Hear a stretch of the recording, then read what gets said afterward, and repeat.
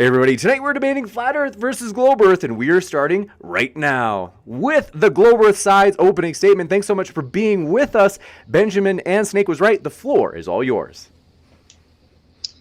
Okay, I'm going to start us off, and I don't know if this is going to be more unique or whatnot, but I'm going to actually try to come at this from more of a theological and I guess poke at some of the philosophy that flat earth uses, because I think it can be damaging specifically to the Christian worldview and the mission we're called to share the gospel. That's supposed to be our focus, and I think a lot of times, especially in circles that I know, Christians can get so wrapped around certain topics that are gray area topics, such as the age of the earth, the shape of the earth, and whatnot, that we miss the black and white topics, such as Jesus Christ came to save us, to justify us, to forgive us for our sins. And so I'm going to talk about three different kind of lines of thinking in the flat earth community, as well as three different common biblical passages used to support the flat earth. I'm not saying you can't be a Christian and believe the earth is flat. You should follow your convictions. But what I'm saying is we need to be very, very careful in the amount of importance we place on the shape of the earth, whether we believe it's a globe or it's flat. I believe it's a globe. So there are three philosophies in the flat earth Christian sphere that I would say are damaging to theology, to the Christian theology in particular. The first one is that I cannot trust what I cannot see. This usually references earth curve. We don't want to say we have to go up high to see it. We should be able to see it from where we're at. Well, I cannot trust what I cannot see. That flies in the face of Scripture. This line of thinking avoids any trust we can have in the Trinity. You cannot see God, Jesus, or the Holy Spirit. If we take this to its full logical conclusion, this line of thinking would necessitate that neither the Trinity or any of its members exist at all. The second one, I cannot trust what I cannot experience. That would be the Earth's rotation. Often it's said if the Earth is spinning as fast as that the heliocentric model claims, we should feel it. This line of thinking voids any trust we have in any historical event or figure in Scripture. We cannot experience the strength of Samson, the fleece of Gideon, or the transfiguration of Jesus witnessed by Peter, James, and John. If we take this to its full logical conclusion, the Bible, in its majority at least, should be considered unreliable because there are so many claims in it that are impossible for us to experience today. The third point, status or qualification doesn't matter. I was initially going to talk about the fact that this is dangerous because if you look at Jesus, this line of thinking would void Jesus Christ as our Savior. When Jesus was baptized and God said, this is my beloved Son in whom I'm well pleased, this status counts for nothing. Who cares about status? Thus, the authority of Jesus does not give any claim about salvation or forgiveness. When Jesus died, was buried, and resurrected, this qualification showing he has authority over sin and death means nothing. If we take this to its logical conclusion, Jesus was, who Jesus was and what Jesus did means absolutely nothing with regard to sin, justification, or forgiveness. Thus, he offers us no hope with regards to life or to this life or the next. And I do think that could pose a point of argument for anyone taking that from the other side, because that is talking about God. So I would just then say the Apostle Paul, when he was about to be flogged, he presented his qualification as a Roman citizen. One of the guys who was there about the flogging said, well, I had to pay a lot of money for mine. Well, the Apostle Paul said, I was born a Roman citizen. That changed the whole tone of the situation. So we cannot simply say, well, I can hand wave at qualifications because I didn't see it. I didn't experience. If a qualified person makes a claim, you can be skeptical, but we must be careful in not becoming prideful or belligerent in our skepticism. Those are my 3 points of philosophy that I do think can become very dangerous and can go against the Bible if we take them to their true logical conclusions. The next 3 points I'm going to make, they're biblical points. I'm just going to try to say we cannot make black and white claims about the shape of the earth. being a globe or being flat. There's lots of gray areas in the Bible about how it's shaped, but there is no passage in the Bible that explicitly says flat or explicitly says globe. Nothing that explicitly says geocentric or heliocentric. And so that's basically the point I'm going to address. Again, we need to be careful the energy that we're putting into this. James, can you please give me a time check at 7 minutes and cut me off at 10? I don't know how long it's been. Okay, thank you. The first biblical claim, the earth doesn't move or rotate. Usually this text, it comes from, could be First Chronicles or for a lot of the Psalms, and Isaiah as well talk about this. He has fixed the earth. It is firm and unmovable. A point of issue I have with this is the texts are either poems or they're not intended to be taken as an explanation for the earth's physical state, or they could be hyperbole to add emphasis to God's power. If we are going to say that all scripture speaks of the earth, that speaks of the earth is to be seen as literal, what are we to make of Psalm 104:5? Thou dost fix the earth on its foundation so that it can never be shaken. Does this mean we must deny earthquakes? Either we cannot take it literally, which is what I would offer, or we cannot trust it because we can experience earthquakes. And so there's a contradiction. Let's see. Another passage that's similar would be Job 26:7. He stretches out the north over the empty space and hangeth the earth upon nothing. This implies that there is nothing holding the earth in place, and thus this would contradict the idea that the earth is fixed. If God did fix the earth upon its foundation, how can he also hangeth the earth upon nothing? My mouth is dry, 1 second.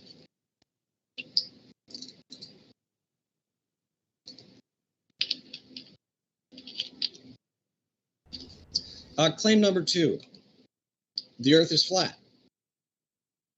I'm so sorry, my computer's glitching. The earth is flat. Proof text for this might be in the book of Daniel, chapter 4, 10 through 11.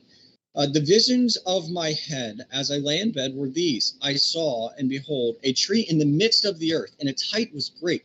The tree grew and became strong, and its top reached the heaven. And it was visible to the end of the earth, to the whole earth. My point of issue with this is there's several different explanations we can give, and I'll just cut to what I would say is the most likely one to explain this. This is a dream. Dreams can do illogical things and still make sense to the dreamer and or interpreter. Take Genesis 41:4. Pharaoh has a dream where 7 ugly, thin cows ate up 7 attractive, plump cows. Not only do cows not eat each other in real life, even if they wanted to, it wouldn't be physically possible. Cows do not have the hardware needed to consume bones. And then I'll jump down to my third claim. Only the flat earth explains the sun's movement. I don't actually know if this is an explicit claim, but I did see some issues with the typical models. I do know Nathan specifically usually say you don't hold to a model, but this is just me arguing against the Christian worldview in general, making vicious claims that the earth is flat and we have to fight against this. So proof texts, in them, the heavens, a tent is fixed for the sun, who comes out like a bridegroom from his wedding canopy, rejoicing like a strong man to run his race. His rising at one end of the heavens, his circuit touches their furthest ends, and nothing is hidden from his heart, from his heat. My point of issue with definitely this is, just at the 7-minute mark. Roger that. My point of issue with this is, if this is to be taken literally, no flat earth model is correct that I've seen, because the sun never physically goes to the edges of the earth and touches them. It's always somewhere in the middle, and it moves in the middle. Also, this says that the sun rejoices. Again, that would lead me to believe this is hyperbole or kind of just God bragging about his creation here. This is not intended to be a literal description of what the sun is doing every time it rises and sets and moves around the world. So I had a couple other points, but for the sake of time, I'm going to just go through my conclusion. Why am I pointing all of this out? It is because based on a biblical worldview, we're called to be careful with what we teach. Scripture says, not many of you should become teachers, my brothers, for you know that he who teaches will be judged with greater strictness. That's James 3:1.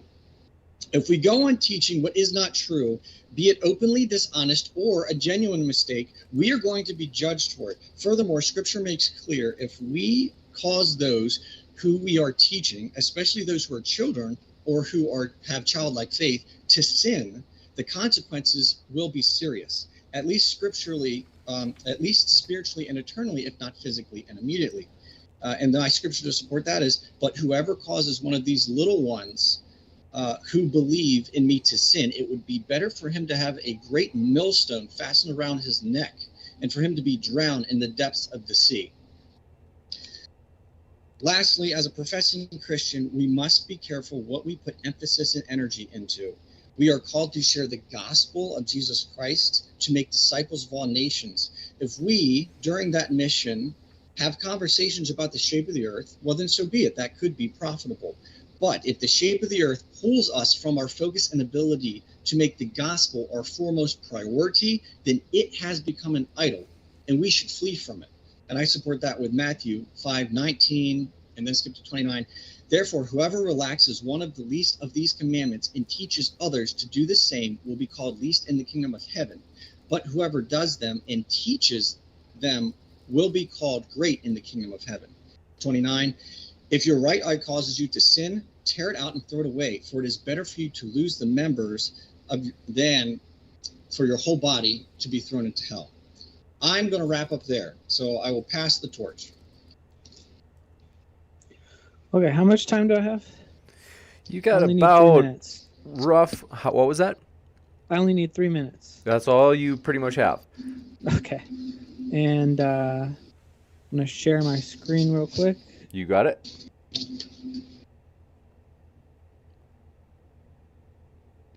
Okay, not sure how that's going to come out with the aspect ratios and everything, but okay. So I'll name a few ways to confirm the shape of the Earth while you watch a live feed of the Earth from space. This is the Himawari telescope. It offers us a full Earth, non-composite, non-NASA image. So obviously there's this satellite, can't be faked at the rate images are pumped out in real time, and it matches real-time weather patterns, so you can go and test this. Flat Earthers won't bother, I bet. Flat Earther Jeranism proved a curve over water with his famous experiment. Interesting. The way the stars spin clockwise near one pole, counterclockwise in the other, is exclusively concordant with the globe. Lunar eclipses show the shadow of the Earth on the moon, and it's curved. The ISS has uncut footage longer than the weightlessness can be faked. Lake Pontchartrain has a bridge over it that's built to be curved. Its schematics are curved over curving water, and the curve is visible. The fact that the sun cannot cover the entire Earth is impossible on a flat Earth. We can see lights much farther than the supposed width of the Earth would be. So, and a final way you can test yourself without advanced degrees or mathematics, you can go to the North Pole, you can go 50 miles south, 50 miles east or west, then go 50 miles north again in a triangle, and yet you'll end up in the same place. You can only do this on a globe, and you can actually go test this yourself. No flat earther will ever bother. And this is just so much of the ridiculous. There's so much ridiculous whack-a-mole ad hoc stuff the flurfs have to pull. Gravity-defying local sun that changes path for the seasons. Should be a simple, quick visit, but again, no flat earther will ever bother. So I'm going to put my cards on the table here. Those are just a few ways that the reason I believe in a globe. So, but my tactic here today is I'm going to address the fact that the belief in flat earth and all the ad hoc supporting arguments are basically the result of not understanding things like how Australians don't fall off the bottom of the earth, how water sticks to a spinning ball, how air can stick to the earth next to a vacuum. Well, vacuums don't suck, air pressure blows, but gravity pulls. And to give an example of how manipulative flat earth rhetoric is, they say things like spinning at thousands of miles per hour. Well, the reality is velocity can't be felt, only change in velocity, and the change in velocity is 15 degrees per hour. Well, that's 1/4 of a degree per 60 seconds. That's not perceptible at all. So to visualize this, imagine trying to wash your clothes in a washing machine that spins one single rotation every 24 hours. Go soak a tennis ball in water and see if you can get water to fling off with centrifugal force. If you spin that the same speed for 24 hours straight, it won't be perceptible. So sometimes flat earthers will be converted by arguments like we can see further on the curve of the earth than we should, but that's ignoring atmospheric refraction. So flat earthers say that refraction goes the opposite way that it does. So I'm going to disabuse them of that notion tonight if that comes up. Now, it may seem as all I've done is attack flat earth and haven't defended the globe. But first off, globe is scientific consensus. I don't have to defend it. It's been defended by the best scientific minds. The flat earthers have to overthrow the status quo. However, it is precisely in demonstrating the proper understanding of gravity that I will prove the globe Earth tonight. If at any point in this debate my opponents refuse to answer or engage in my demonstrations of how gravity and atmospheric pressure work, this will serve as an admission of defeat. These are my win conditions tonight. I have 3 points total: that gravity can contain fluids without a lid, it can do it on all sides of a ball, and gravity will force Earth to be a ball. So I'm going to either correct my opponent's gross misunderstandings of basic physics, or they'll expose that they're afraid of the demonstration, thereby showing that I am correct. That, or they might correct me and I'll admit defeat. But again, if they dodge, this will be their admission of defeat. And thank you. Thank you very much for that opening statement from the Globe Earth side. We are going to kick it over to the Flat Earth side. Thrilled to have you guys here, and want to let you know, folks, if you have not already heard, we are absolutely pumped to have our first ever conference coming up this weekend, Saturday, January 15th and Sunday, January 16th. That is going to be in person in Dallas, Texas. You don't want to miss it. There are many debates that are going to happen. Just an example of one of the debates, as you can see at the bottom right of your screen, Actual Justice Warrior and Destiny collide for the first time in person, talking about, you know, that subject. Won't say it on air, but we're going to jump over to the Flat Earth side's opening statement. Thanks so much for being with us, and the floor is all yours, Nathan and JMTruth. Excellent. Thanks so much, James, for having me. Really appreciate it. I'd like to thank my opponents for taking time out of their day to come here and debate. I'd like to thank the audience for being here. You got a lot of things you could do, and a special thanks to anyone in the audience who shares the show, because JMTruth and I are going to do what we've done dozens of times together on my channel before it was deleted, before it was censored, and decimate globe Earth, satanic, fake science, and booga booga mathematics. So, any questions? Feel free to super chat. I always stay as long as I can to answer super chats. We usually get through them all. Flat Earth comes with a lot of ostracism and ridicule. Trust me, I don't need that in my life, but an honest man, when proven to be wrong, must either admit he is wrong or he no longer remains to be an honest man. And the truth is incontrovertible. Malice and ill intent will try and attack it, and ignorance will try and deride it or derail the conversation, which we'll get to in a second. That's already happened. But the truth always stands. It is incontrovertible. So sharing is caring. That's one of the reasons I'm here. I'm looking for people who have eyes to see and ears to hear, because not everyone's called to know the truth. Not everyone's called to have light in them. Okay? And it's the scriptures say, you are my people, you will know the truth. You're not going to have to guess. You're not going to have to wonder like Benjamin. We can't say black and white what the shape of the earth is. That's goofy, guys. That's goofball Christianity. Okay? So be the change you want to see on flat earth. Just be the change you want to see on flat earth. Whatever you're complaining about that other people aren't doing in the community, you do it. Pick the reins. Also, my opponent said flat earth philosophy. He's here to talk. I'm not here to talk about flat earth philosophy. I didn't even know we were going to talk about religion in this debate. I'm here to absolutely dismantle the fake science that's being pushed in the mainstream. Okay? Because people need to wake up to that. Then maybe they will figure out John 3:16 is true. Every person on the corner standing a sign that they've seen for the last 20, 30 years was right. So he says, talks about believe the earth is flat. Both my opponents in their introduction said the B word multiple times. I'm not here to talk about beliefs. I don't care about beliefs. I don't care what you believe. It's stupid. We're here to talk about science, observable, repeatable, testable, empirical, not religious beliefs. Well, give me a break, guys. So he also says, you can't trust what I see. I'm sorry, but the scriptures say test all things, okay? Or what we can't experience. So you just hand wave dismiss the rotation of the earth. We don't feel it. All right, cool. Well, yeah, you're right, because it doesn't exist. And then you gave numerous scriptures about how the earth is on foundations, how it will never move, how it can't be shaken. I mean, those are flat earth. And then you said we can't make black and white statements about the shape of the earth. Benjamin, what are you doing here?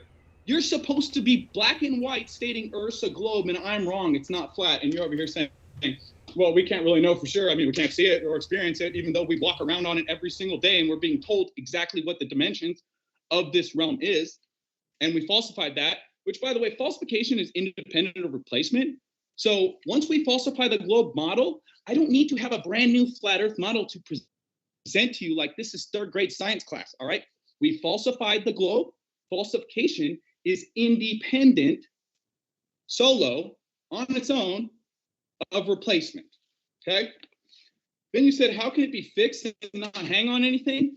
Son, my table is fixed. You can nail it to the ground and it won't hang on anything. So in the same way that my table could be fixed and not hang on anything, Earth could be fixed and not hang on anything. But Benjamin, you got a big problem if the Earth doesn't hang on anything, because according to the heliocentric model, Earth hangs on sun's gravity, and we go around it 66,600 miles an hour.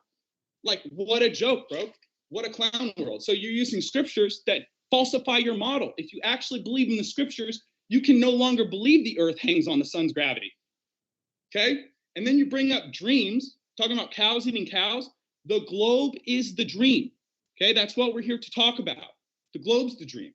Then you said only flat Earth explains sun movements. Yeah, we could get into analemma, how the loop in the north is smaller than the loop in the south, how the points on the analemma are not equidistant in the north as they are in the south.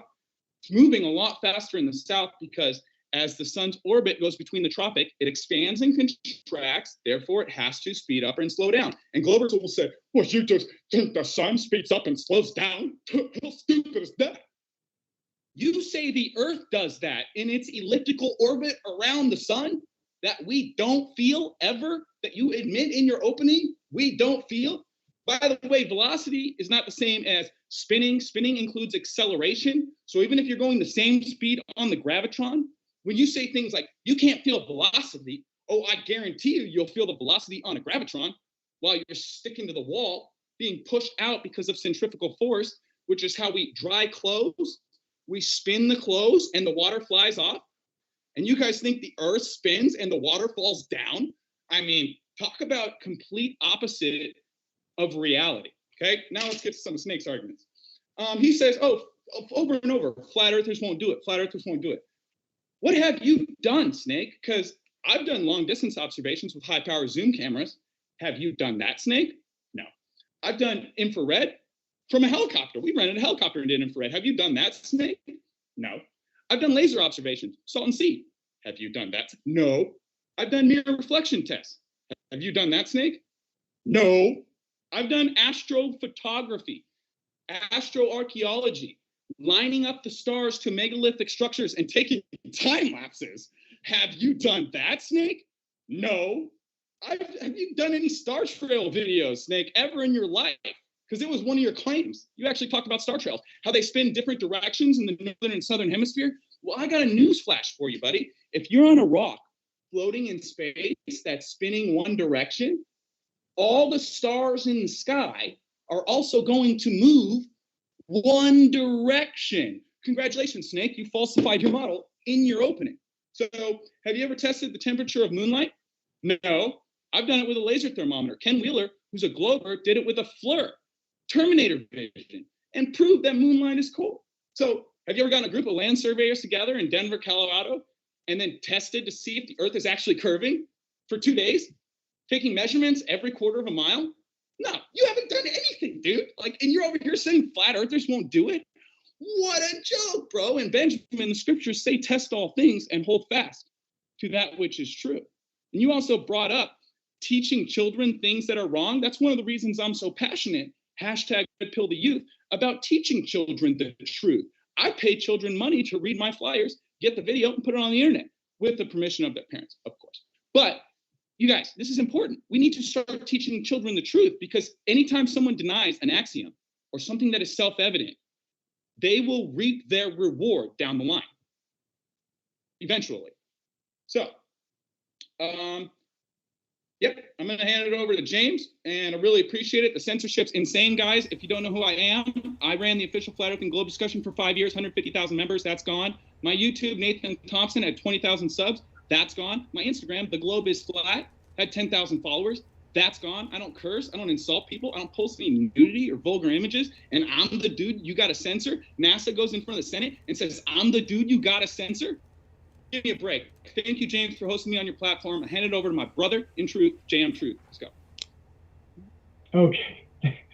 Way to go, Nathan. Good job. So I wasn't going to do this way, but I'm going to do this way because of my boy Snake, who decided he was going to come out like a jerk and just start swinging like a freaking crazy man. Okay, so first, let me say, Yaverechacha Adonai v'yishmerecha. Ya'er Adonai panavilecha v'yehunecha. Yaseh Adonai panavilecha v'semecha shalom. If you don't know what I said, I just said the Lord's Prayer and blessing over you, both, because I want truth here, and truth and love, okay? So just so you know, have either of you, I assume, okay, I'm going to make assumptions here because I don't have time to ask every time you and have a response, so you can shake your head if you want to. I'd appreciate it. I assume neither of you speak and or read Hebrew. I assume neither of you have even read scripture one time from cover to cover. First of all, I am not a Christian. I am, however, a man of faith and spiritual conviction. I also have spent time before the Most High. When I say that, I mean I've had a Moses moment. I'm not afraid to say that publicly because I was called by the Most High to speak truth. Now, I also have dreadlocks, as you see. I have dreadlocks on purpose. The Catholic Bible? Oh, yeah, great. Excellent. I don't read the Catholic Bible, dude. Okay? The Bible's not Catholic. The Bible isn't even really, it's a twisted book by the Romans. I get it. But their actual real scripture was real, and ancient historians have proven it true. So by holding that up doesn't show anything, Snake. Again, you're ignorant. So also, I assume neither, and again, I hate making this argument, but, well, I would encourage you to go to jmtruth.com. I am a man of science, and I'm a man of truth. I'm not a man of faith. Why? Because scripture says, the Father said, test all things, cling to that which is true. Did you know that the word faith does not exist in scripture, in the ancient scripture, even once? The word faith didn't even exist. It was created by the Greeks and is actually a Greek god. So when you use the word faith, just so you know, you're actually calling on a Nephilim spirit. So let's just cast that down right now. Now, if I can also share with you, Job speaks to the flat earth. Okay, absolutely does in Hebrew. Because Hebrew has a word for ball and a word for a flat, round disc. The word is dur. Okay, that is very descriptive. In fact, the ancient text was very descriptive. The reason that they changed the languages is to confuse your lying tongue. Okay? So let's also make that. I am a highly educated man as well, and I'm not big on education. Okay? But I also have a background in film, graphic design, and CGI. And what you showed everyone, by the way, was absolutely CGI and called it an actual film footage from a satellite that doesn't even exist. You just lied to the public. And I can prove that. I'm not going to do it right this second, but what you showed was not even real, dude. Not even real. And I'm telling you, with a master's degree in graphic design, you're lying. And I get really upset and frustrated when people lie to people. I've got 4 kids. And this is now coming off like a lecture, I guess. I have 4 kids. I'm responsible for teaching them truth. Why? Because the society is lying to them. So let me just cover a couple of things real quick to blow y'all's argument. If you've not read or studied Hebrew, you should not be teaching. Because that's the problem. You go to school, you go to a Christian college, they give you all this indoctrination, and then you think you can just teach whatever you want. That's the problem. If any of you knew anything about faith, there wouldn't be 47,000 religions. And I'm sorry, I'm feeling the spirit right now. I guess I'm on a pedestal. I apologize. But it really grieves me because I've spent time on my knees weeping before the Most High over all of you who are walking around with blindfolds on because you can't read simple scripture. Holy crap. You don't even know it's not healthy not to eat meat. The devil has poisoned you and is poisoning you. Got about a minute and a half left. In order to have a healthy body, you have to have an alkalized system. That's the way the Father created us. If you go read Genesis, it says I give you all seed-bearing plants for food, not meat. In fact, all of Deuteronomy's been twisted to poison you. But of course, you believe what Christians say, but the whole medical system is built to kill you, and you don't know it. So let's get back to flat Earth. If you go to JMTruth.com, you will see that I have 17 documents from NASA there, Snake. 17, and actually I've got more. I've done a laser test at 35.6 miles, which, by the way, is the world record on Earth for any civilian that I'm aware of. 35.6 miles at 4 feet off the ground. At 8 inches times mile squared, you do the math there, genius. Should I have been able to see the emitter in green? I have it on video, by the way. So when you want to argue it, I've got the proof for you. You'll see it when I bring the documentary out. Okay? What are you laughing at, James? Listen, it was Nathan doing weird stuff that I was seeing, and I was just distracted for a moment. But forgive me for that, Nathan. No, you find it.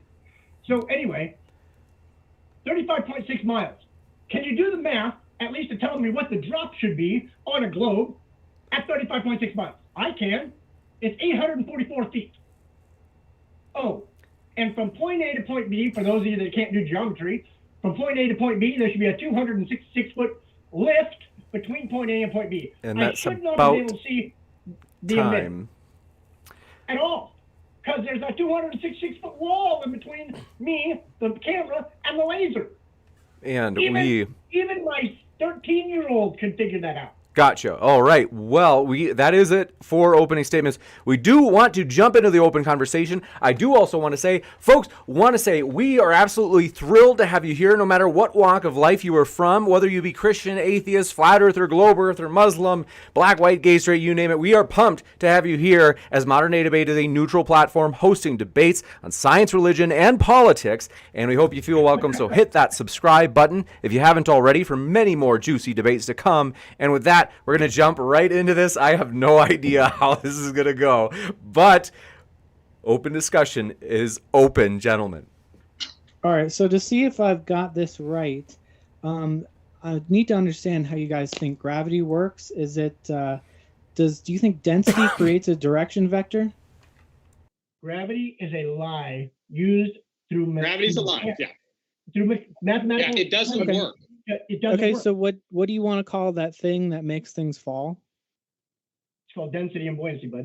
Makes things fall. Have you ever released a helium balloon and seen the helium balloon fall? So if you release something from your hand, which way does it fall? Depends on density.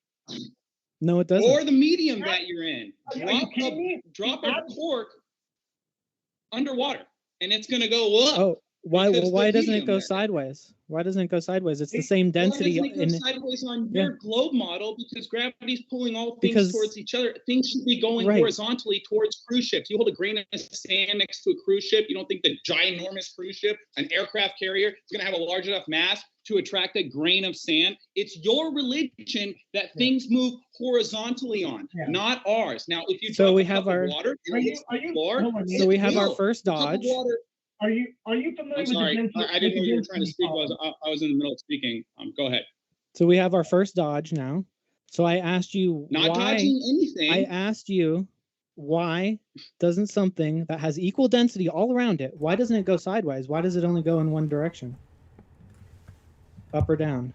You know, I don't know. I didn't make the earth, and I don't know why things Okay, don't go so you don't laterally, know. but actually some things do, like water. If you pour water on the ground, it will move laterally, horizontally, and begin to flatten out. It's a property of fluid statics. That's how I know all these beautiful blue oceans are flat, and that's how I know that the earth's not a globe. It's called fluid statics. Now, Snake. Okay, You so said you're open to that all clarify, the so to clarify, Snake, I'm still talking. Gentlemen, all right, we're I'm gonna trying to give you a clarify, minute to yeah. wrap up, Nathan, and then just to keep it moving in a Yeah, conversation. no problem. Snake said in his opener that all the biggest scientists have already proven it's a globe, so he doesn't even need to debate it or defend it. What are you doing here, Snake? Right? If you I'm don't showing need you to that you have- defend it, I'm showing you that you have no idea what you're talking about. Okay. So to by clarify, so to asking us clarify, if we believe in gravity. I so do. to- Hold on. Okay, we've got 3 people trying to talk at this moment. Just give me 1 sec. Is that we're going to give Snake a chance to respond, and then we'll come. It sounds like JMTruth, you've got something you want to say, so we'll come right back to you right after Snake responds. So to clarify, I'm talking about a solid object like a rock or a ball in a medium, and you dodged the second dodge. You started talking about a medium moving sideways over something. So I'm asking you, this is the clarification. What I asked: why does a rock, when you release it in the water, not go sideways if it's density dependent? If it goes any other direction, then there's something else there than density and buoyancy, because it's the same in all directions. So tell me, what is that extra thing there other than density and buoyancy? Okay. Not everything goes down. Some things go up. Gas moves in all directions. So obviously nothing is pulling mass towards the center of Earth. Can we talk about your opening arguments? Because you just kind of scattergun, total gish gallop, all your arguments with no proof, and then said flat earthers will never do it. Can we talk about some of those arguments? And you've actually May I- been against anything we have. May I interject just a point of thought? Go ahead. So I often hear this explanation for the difference between gravity and density. And then Nathan, the exact point you brought up usually comes up. And I think the trouble that we run into here, and this is why I'm trying to come at this more theologically, Snake is holding up the empirical stuff way more than I will. But the point is, in atheism, and anyone who denounces God, they can't accept miracles and they can't accept how it works because they won't accept the necessary premise that God exists. In the same way, by openly rejecting gravity, you guys are not able to understand and see how that works. And so I just want to offer that out there as a line James, of can I thinking. respond? Go ahead. Okay. First, I absolutely believe in miracles. I just think miracles are science that we cannot explain. The Father does not work, in my opinion, outside of the physics he's already created. Now, I know we're taught otherwise. I get that. And I still believe in miracles. I've watched people get healed from amazing things. But once I realized the biomechanics of it and the biometrics of it, it actually makes sense. The difference is actually time. The Father just manipulates what we construct or assume is time, which there is no construct of. Okay. However, gravity, again, what I've done enough by the way, okay, if you're going to use the word empirical, please know what that word means. Let me, and I don't mean to be an ass here, but I hear that all the time. Empirical data is written data that has been proven by science. Okay, that is called empirical data. I have 17 NASA documents that are empirical data because they say NASA explains and rotating. Now, Snake, you can argue that till the cows come home, but you can't argue with me because you are not authorized to argue for NASA. Oh, So, yeah, well, you're not either. So we all know you're lying about this. We all know that what you're doing is taking things. Lying. They're on my website. What I'm telling you. I would like to respond. Can I finish, please? You've been talking for like Jam, 2 I minutes. can give you 30 seconds to wrap up, Jam, and then I do have to kick it back over to Snake. You can't. You've got to have NASA argue it. You can't. I'm not arguing it. I'm presenting to you what NASA has already admitted. But because you can't accept it, you have to argue it away. Snake, before you jump in, can I touch on empirical real quick? Because I do think it's important we know definitions. Jam, unless there's a particular dictionary, Webster, or whatnot that you prefer to use, I'm literally pulling this off dictionary.com. Empirical just means based on, concerned with, or verifiable by observation or experience rather than theory or pure logic. And so that's why I'm saying Snake's holding that up, because I am intentionally coming at this more theologically and theory-based, whereas he is actually going at this from a scientific. But you're missing the very last step of the scientific method, which is to present the evidence, which is what the NASA document is. That is why it is empirical data. It completes the scientific method. So you know that NASA says that there are planets that are globes. And so what you do is you take statements like, we're using a flat plane simplification math, which that's what they teach you in physics to use because it's a simpler math. And you're cherry picking that and presenting that as that's what NASA claims. So that is a frank lie. That is an assumption on your part. No, it's not. It's because I've done physics. I've actually taken physics, obvious unlike you, because you don't even know the basics. I just told you I take physics. Well, if you've taken the basics of physics, how do you not know what the density table is? I don't understand that. You're going to lecture me about physics when you don't believe in gravity. I do want to steer it back to steering it back to the actual topic. So gravity is very important.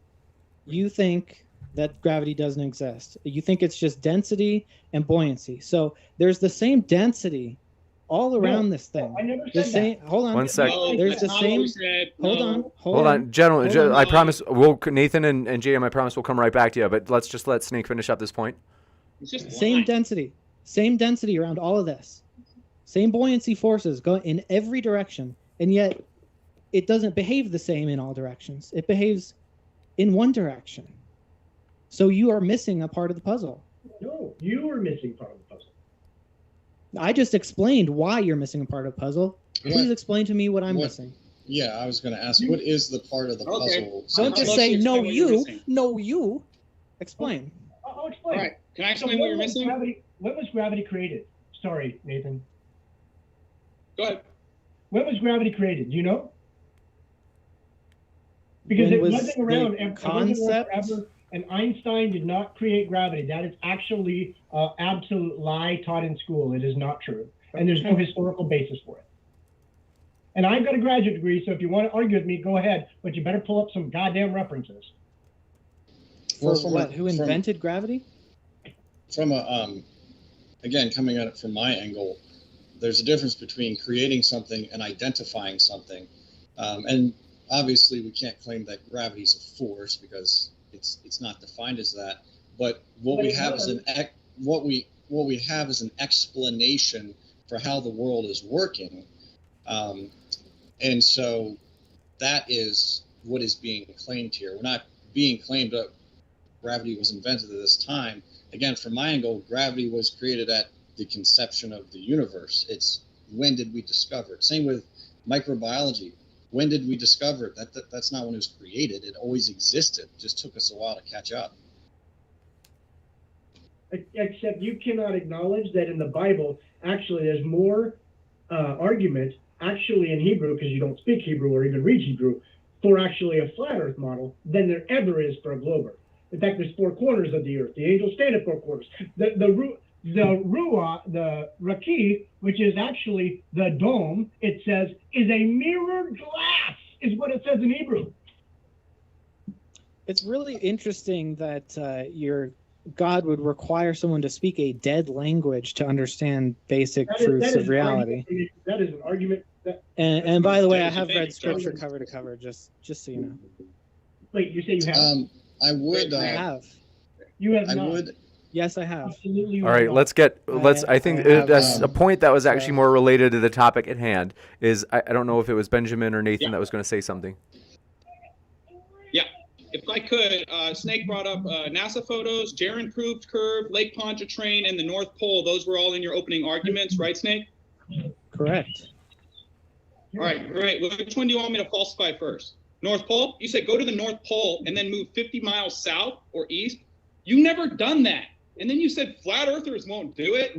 You haven't done that. All right, which one should we do next? Yeah, you won't do it. You won't do it because you can prove me wrong. You won't do it.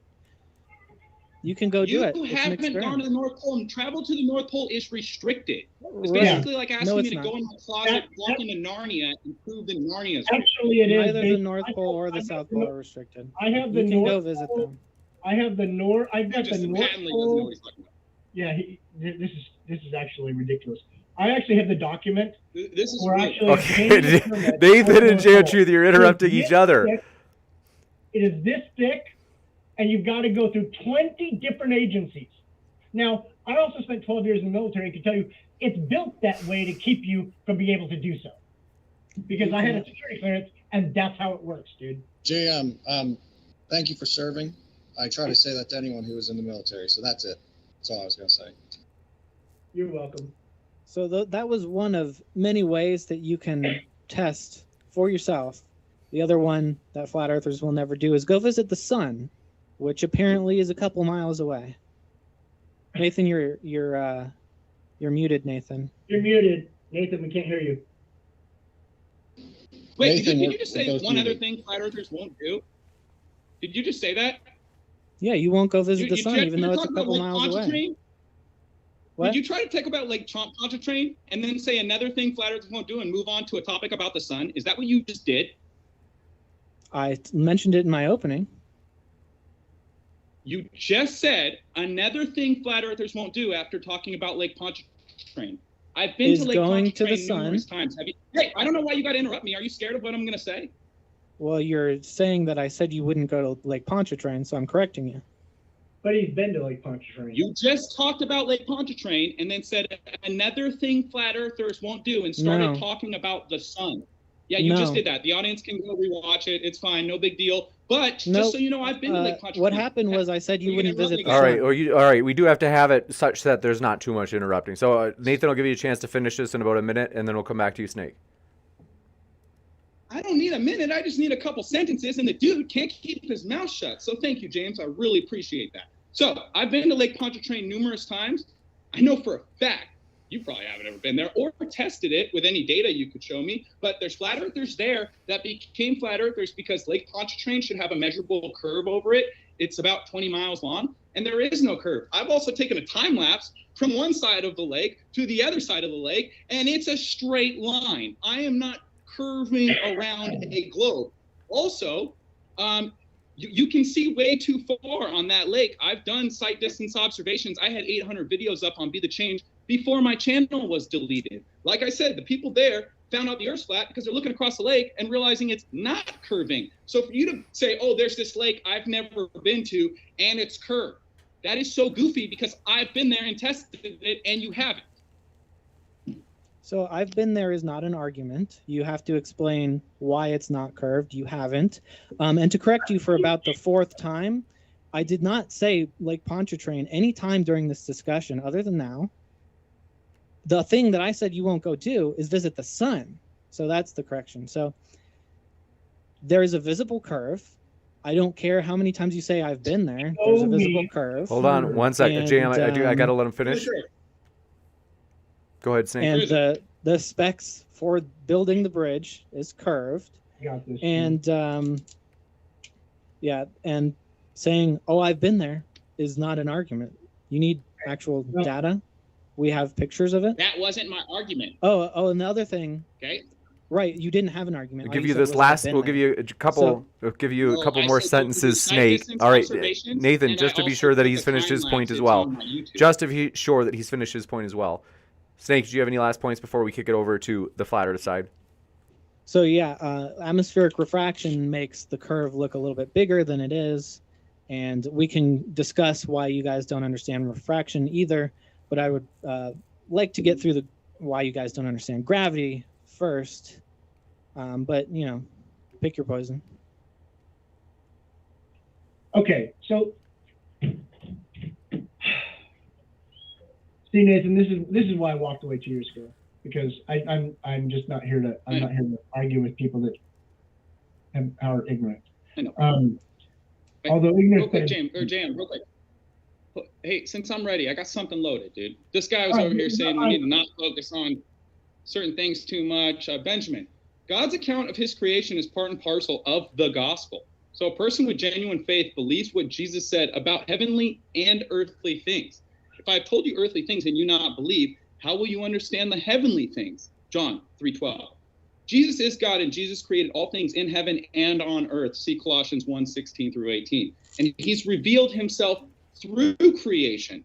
So it is very important to have an accurate understanding of what the creation is. Otherwise, you will ipso facto automatically have an errant conviction about what the creator is. If a heliocentric creation doesn't exist, a heliocentric creator also doesn't exist. Would you agree with that, Benjamin? Yes, completely. Great. So all your quotes earlier talked about the earth being on foundations, not moving. Do you trust what Jesus said about earthly things? Or do you think it's all poems? Oh, well, no, that's my point. And Jam can attest to this because he's influenced in Hebrew. He can attest that, one, Hebrew is a vague language. It is not a specific language. They like to round things. Hold on. I want to give Benjamin plenty of time, and I promise we'll come back to you, Jam. Look through any book that talks about militaries, armies. When Solomon makes his great bathtub, pi, and this is a big thing that a lot of people say, is pi is described as 3 if you go off of that. Well, we describe it as 3.14. It's not actually either of those. It's far more specific. Hebrews were notorious for rounding things. So that's just to say what is written in the Psalms, one, is poetry, and so it's probably not intended to be literal. But secondly, for things that are not painted black and white, that don't have a specific singular. Hold on 1 second. Let's just. We're going to give you, Benjamin, 30 seconds to wrap up, and then we're going to kick it over to JMTruth so he has a chance. Please. Sure. Yeah. No. And I value his input. But for things that are not specifically written out in Hebrew, where there's only one word for it, they interchange words often. And again, one reason I'm thankful the Gospels are written in Greek is because that's far more clear. Hebrew is far more general. Look at, and I'll finish with this, look at the creation account. How old's the earth? What does a day mean? Yom can mean a variety of different things. And I am a young earth creationist, so I will just say that. But I can't say beyond a shadow of a doubt I know the earth is young because of how vague Yom is. I know that was longer than 30 seconds, so thank you for your patience. Okay. First of all, Hebrew is the first language we've ever had. And when you say it's vague, it's not vague. In fact, the pictorial Hebrew was so specific, they had to, when they translated it, it took them forever to translate it because the very words were very specific. In fact, one word was a sentence, which is why the translators had an issue. They modern day speakers didn't understand Hebrew. In fact, modern day Jews didn't even understand Hebrew. The pictorial Hebrew. Okay, so no, it was not vague. It was actually very specific. They taught you as a Christian it was vague so they could lie to you.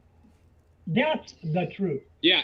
And James, if I can give one example, if I can give one example, Benjamin. If I can, may I respond to JM? I want to give a chance to Benjamin, and I promise. I promise. Lots of noise here, so. So if there is one thing in the interface, there is a way to mute just in case there is background sound for everybody, not just you, JM. And then I'll give you a chance to respond, Benjamin, and then we'll kick it over to Nathan. Sure. So I have no doubts you are far more versed in Hebrew than I am. I am a bit surprised that you believe it's a specific language. Now, maybe I've been indoctrinated in that, so let's just grant that. You are interrupting, though. I promise we can give you a chance to respond in just a minute, but I do want to let Benjamin finish. I would extend the question to you. If you go back to the original manuscripts, how are any armies described? Are you given specific numbers, or are they rounded to the 10 or 100,000? Technically, they're round. It depends, actually. Some are very specific, and some are rounded. But there are some that are very specific. What's an example? I could not give you those numbers right this minute. I'd have to go look them up. But that's a good question, and yes, a lot of them are rounded. But when you're talking about tribes and when they're doing counts, those are very specific. I would argue that point as well. I'd be open to screen sharing or showing me that.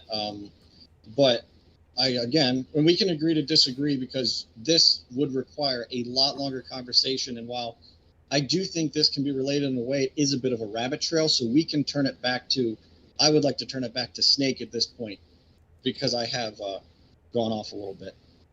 Unless Nathan wants to go. Nathan, I'll give you a quick rejoinder, then we'll go to Snake. Yeah. One example is the word love. I'm sorry, One example Nathan? is the word love. Yeah. Yeah. All right. I just need everyone to stop interrupting me so I can speak. One example is the word love. There's one word for love in the English language. You're going to say, I love this Hershey's chocolate bar, I love my truck, and I love my wife with the same word. In the Hebrew, you have eros love, which is romantic love. You have storage love, which is family love. You have Philadelphia love, the phileo love, the brotherly love. Then you have the agape love, unconditional love, like God's love for mankind. And what's so funny is I pulled up this article to explain the 4 kinds of love, and it shows God hugging a cartoon globe. Like, how funny is that? Oh, man. Gosh. So this is why it's so important that we have an accurate understanding of creation, because if we that God doesn't exist. This invisible blue guy is not real. The creator of a heliocentric model does not exist. So don't believe in him. Don't believe in a fake model either. We falsified it. Okay, can we talk about how we falsified the globe? Snake can ask us more questions about why things don't fall laterally. Let me respond to Nathan's point real quick, and then I'll give it up. Nathan, that's an excellent point with love, and you're completely right. But I would say that is somewhat of an outlier, and I would just use as a counter argument the word yam. I mean, that is so vague. That's why there's no consensus on it. So I'll leave it there unless you want to keep going. Just to make the point about the New Testament, the New Testament was not written in Greek first. It's been proven, historically accurate, by many different types of Jewish scholars who have proven the first New Testament was actually written in Hebrew, not Greek. I would be fully open to looking at sources for that, and I could be wrong, but Benjamin, okay, yeah. It's Rabbi Benjamin. Let me get back to you. Go ahead, Nate. Well, if I could respond to something, if I could respond to what Nathan said, it's very important to ask why things don't fall laterally, because you claim that things fall because of density and buoyancy, and yet the density is the same on the sides as it is above and below. So we can prove this by the fact that there's a pressure gradient. You, I'm sure, agree with that. I think you've agreed with that before. You disagree on the cause, of course, but the fact that there is a pressure gradient proves that density and buoyancy is not what explains falling, because the fact that there's higher density air of the same composition as there is at the sea level and less dense at the tops of mountains, for example, shows that there is something else at play other than density, or else all the air would be the same density, when instead there's something pulling the air in a direction. So you're deliberately ignoring that because it destroys all of your arguments. You're right. That's why I'm ignoring it. You're right. I'm just ignoring it because as a graduate student, that's what we do. We just ignore shit. Yes. Did you know that a density gradient has nothing to do with the shape of the Earth at all whatsoever? So when you say it destroys all of my arguments, you look like a bozo, bro. Well, the fact that there's a pressure gradient shows that there is gravity, and it shows how gravity works. Density, excuse me. Gravity. It shows how gravity works. 1 sec. We do have to give him a chance to finish. Go ahead, Snake. It shows how gravity works, and from that, with the fact that we know gravity also pulls toward the center of mass, that explains the shape of the Earth. No, graduate level physics does not say gravity does not exist. So we need to stop with that lie. That's not what I said either. That is not what I said. Okay. If you're gonna quote me right. Don't. Well, if you need to correct me, just correct me. If I get something wrong. Yeah, I'll correct you. You said the only reason things fall, according to me, is density and buoyancy. If it's only density and buoyancy, Snake, can you explain how quantum locking works? Thank you. It has nothing to do with this. When you drop a super cooled superconductor on top of the quantum locking track, it doesn't fall, it floats in the air. Now, you said earlier, I'm talking about a solid. When you drop a solid, it falls. Now, when you drop the superconductor on the quantum locking device, it doesn't fall, it levitates, and you can actually move it laterally left and right, it'll stay there. So, but it doesn't move on its own. It's just density and buoyancy. Electromagnetism. It doesn't move on its own. We know there are forces that can resist gravity. I'm not saying you can't throw things up. Okay?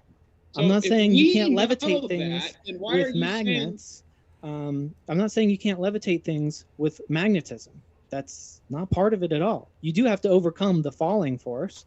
But the other thing you don't understand is that quantum locked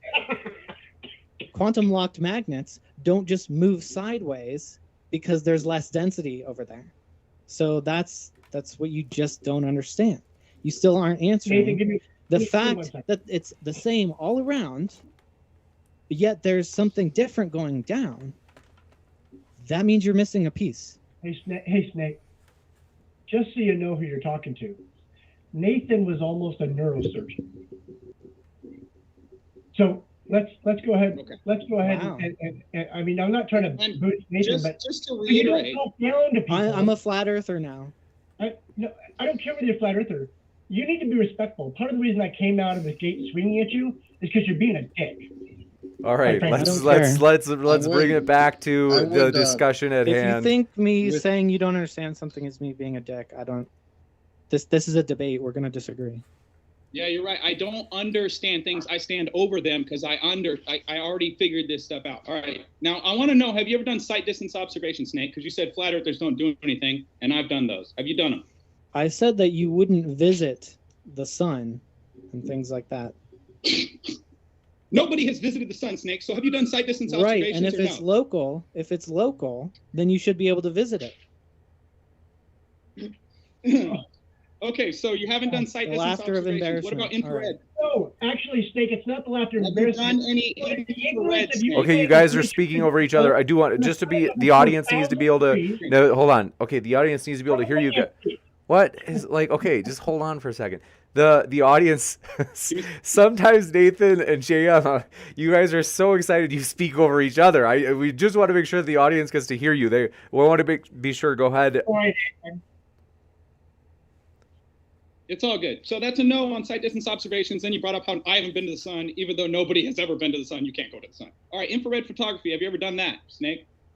The reason we should be able to go to the sun is because you say it's local. Not answering questions. I'm answering your statement. Not even answering. Not even having a conversation. I'm answering your statement. I've never said the sun is local in this debate. You're literally just making shit up. Oh, Okay? so you don't believe can the we sun get is back to local? your arguments? You don't believe the sun is local? Believe, there's the believe word again, because your entire construct, your entire cosmology is based on belief. Now, real quick, I want to know, Snake, because you said multiple times. Is the another sun thing flat local? earthers will do, another thing. Oh, you want to interrupt me again? Go ahead. Let me know when you're done.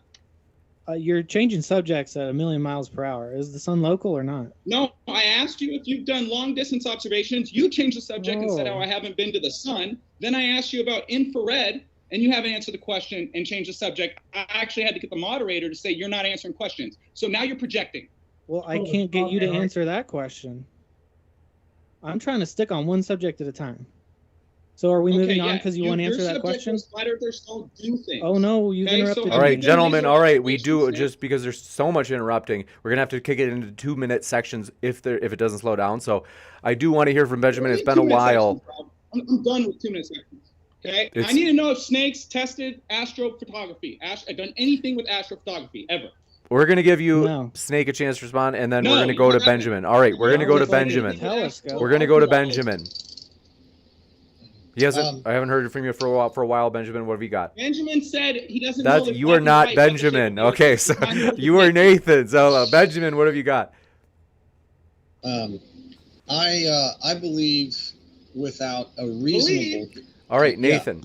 I believe without a reasonable doubt that God exists, though I cannot empirically show someone God. In the same way, I believe beyond a reasonable doubt, based on the evidence that is out there, that the Earth is a globe. Could I be wrong? Sure. But I would need the evidence for the flat Earth to not only debunk the globe, but also to outweigh it. I will offer the only piece of empirical evidence that I can say I have, and it wasn't over the ocean, it was over a field. But I watched the sunset, and I was able to see the sun because there was so much interference that it was, turning red or whatever it does. So you could actually see it, at least for a time. And when it went down, and I've heard explanations for this, kind of how the sun, you take a candle and move it behind a certain type of glass, and it looks like it's going down, it's actually going further away. I watched the sun disappear from bottom to top. And I didn't see any size change. I didn't see any blurriness, which you do see on the candle experiment. And so that is my experience. So I guess, what would you guys have to say to that? Well, what did you That's not expect to visible. disappear sideways or from the top down? I mean, that's how it works on a flat Earth. Things disappear from the bottom first because that's where the floor is, and there's converging lines of perspective. That's Right, not but how I would perspective also expect it, just like a light moving down a hallway, I would expect it to get smaller as it gets further away. Oh, If but the it Earth- does. if- It does can you- at times. Gentlemen, we do have It to. We have also to be sometimes- sure that Benjamin gets to finish. It does sometimes look smaller depending on the atmosphere, just like sometimes you can stare at it and sometimes you can't. It also sometimes looks bigger. The moon does the exact same thing. And so I don't know where else I was going with that. Nathan, what did you ask? You had a question. You said something. I'm not sure what you're showing me. Different I sizes can't hear of you. the You're sun. muted. I think he's saying that it I've got sinks footage. in position. I've got Right, footage and- of the right, sun and the I'm- moon. Yeah, and I can pull a photo offline of the globe. So I'm saying my experience is this. My experience trumps your photos because I have that experience. So I want you to explain to me I how I saw what recorded I it. saw. I recorded it on video. Now, where were you? I'm guessing somewhere near sea level, under 1,000 feet in elevation. I actually can't answer that. I have no idea. All right. Well, because I know the elevations when I make observations, and when I did an observation 10,000 feet above sea level in Denver, the sun and the moon appear to shrink into little dots above the horizon. The reason you didn't see the sun shrink as it was setting is because the further it gets, it's going through a medium that magnifies light. Okay, you understand that aqueous particles are in the air, and the more aqueous particles that are between you and an object, the bigger that light will appear. It's called glare. Well, so I would say then, if that's true, are you saying it will look bigger or it won't look bigger? Because it seems like you're saying two different things with It that depends on explanation. temperature. I would also, depends on the so, temperature. right. And so then Depends if on it the atmosphere. Depends depends, on your elevation. Wait, all right, we're Did gonna you, let's give Benjamin a chance to respond. A full minute. did you, Hey, James, how about you, give me a chance to talk for a minute? JM, we're going to let Benjamin finish, and then we can give you a chance to talk. I think the last, and this is actually a question, not a point. The last question I have for Nathan would be, knowing that atmospheric conditions can change or whatnot, did you do that test over multiple days with the camera in the exact same spot, or did you just do it once and then draw conclusions from that? And you might have, I don't know what your answer is, so. Okay, you guys say the sun sets and that's proof we're on a globe. The sun doesn't always set and the moon don't always set. I've filmed them with a time lapse, disappearing way above the horizon and shrinking into a little dot. When I started recording the moon, I actually thought it was Venus coming in. But all right, real quick, I'd like to share screen, Well, James, hang on. if I could, because I have video dodged the of question. You dodged the question. I have video of the sun getting smaller. Now, if we, I didn't ask if you had video. I I apologize, asked, did you Benjamin. take multiple? the fact that I did it once falsifies the fact that sunsets prove we're on a globe because the sun and the moon don't always set. Do you understand? I only need to do that once. So then you cannot trust that atmospheric conditions. Nathan, I'm not can sure what you're change it if you sharing. only did it once. It's definitely not. This is just you're sharing the Skype window, so I'm not sure what you're trying to share. Yeah, it's all right. It's right here.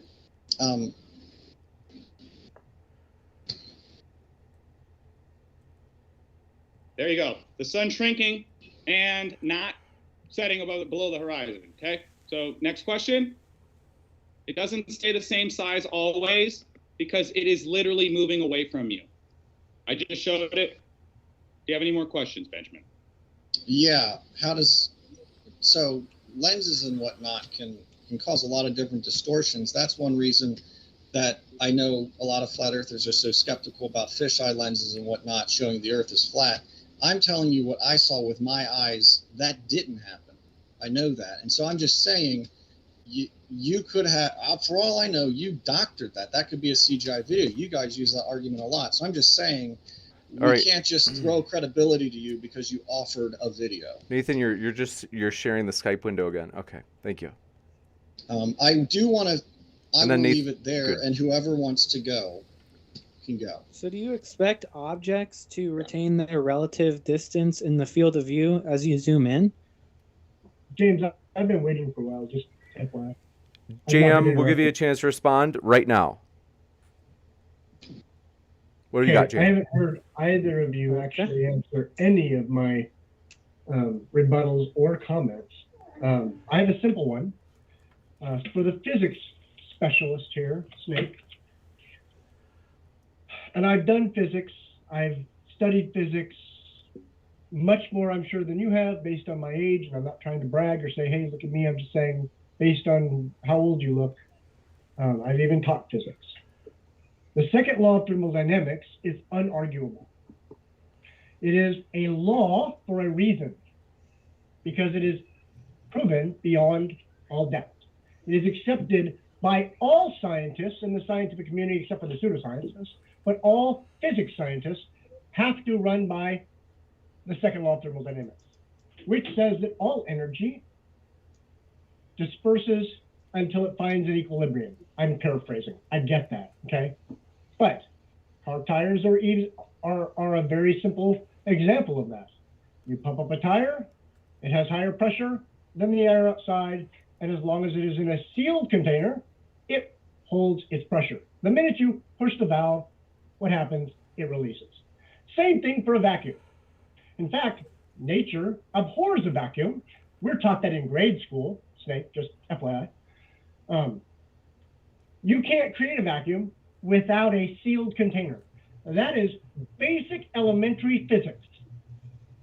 Yet they want you to believe that there's a vacuum outside of the Earth, and the air on the Earth, which has a positive pressure of what is it, 7.14 something pounds of pressure at sea level, does not pass the the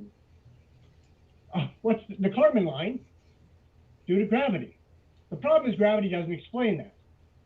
Physics is the only thing that explains, the second law of thermodynamics, that is, the fact that you have to have a sealed container to hold in all pressure, positive and or negative, or higher or lower pressure.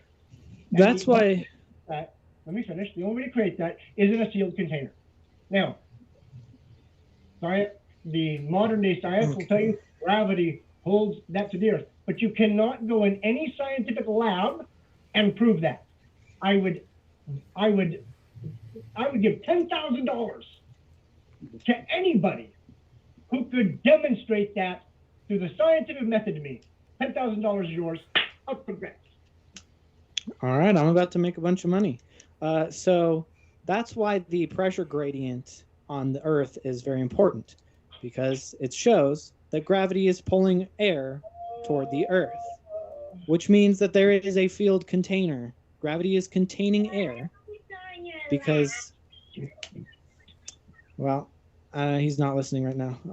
I'll wait a second. Sorry. So the fact that there's a pressure gradient shows that there's something pulling air toward the Earth. Whatever you want to call it, I don't care. Gravity is fundamental to physics. I think everyone should know that. Hold on. Just let JM. I do want to let. Do you have anything to say in addition, Snake? Yeah. So the fact that there's a pressure gradient shows that air is being pulled toward the Earth, which means that there's less air at the top of the Earth, and that the farther up you get, there's no air. So, and I know you guys don't accept the fact that we've actually gone up there and we have satellites up there, but that shows that gravity can serve as a field container, because the way containers work, it doesn't matter if you have a closed lid or just an open lid like actually, a cup. Science. JM, we're gonna let Snake finish. You got about 30 more seconds, Snake, and then we're gonna kick it. JM, are you serious right now? Yeah, James, because you're letting this. Like, I'm gonna let him finish. That's right. So we're gonna let him finish. Snake, go ahead. You got 30 seconds, then we're gonna kick it back into JM.